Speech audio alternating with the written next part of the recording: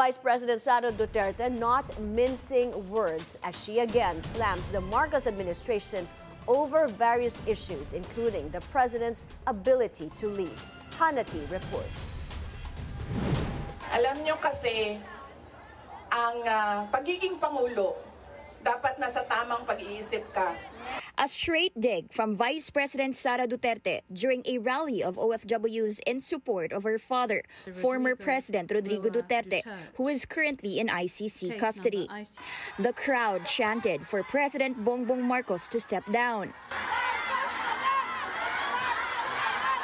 But for the Vice President, it's not that simple. Kaya yung pagsasabi na hindi mahalaga ang drug test sa aking kapasidad at abilidad na mamuno is tantamount to betrayal of public trust.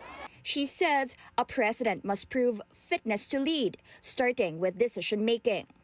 It was in 2024 when the Duterte camp started to dare Marcos to undergo a drug test, following claims the president is allegedly a drug user. Kaya hindi lang naman natin pwede sabihin, Marcos resign. Bakit ba kailangan resign? Dahil hindi mo pinapakita sa taong bayan na maayos kang mag-isip at kaya mo ang mamuno. Duterte then turned to the national budget. She said the Uniteam tandem was supposed to continue her father's build programs, but she claims funds are either being misused or pocketed. Pero wala kayong nakikita ngayon na development projects.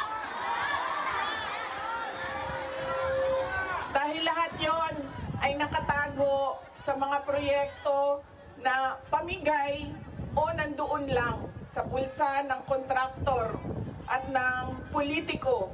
VP Sara also revisited her resignation as Education Secretary in 2024. She claimed the department's funds were quietly divided among members of the House. She had earlier pointed to House Speaker Martin Romualdez and former Appropriations Chair Zaldi Co as the ones controlling the budget, not the BICAM. Her message in front of OFW supporters: bring back her father and hold the Marcos administration accountable. Kaya sinasabi ko lagi yung nagsasabi sa akin, tumakbo ka sa 2028. I don't think we will have a country by 2028. Hannity, Billionario News Channel.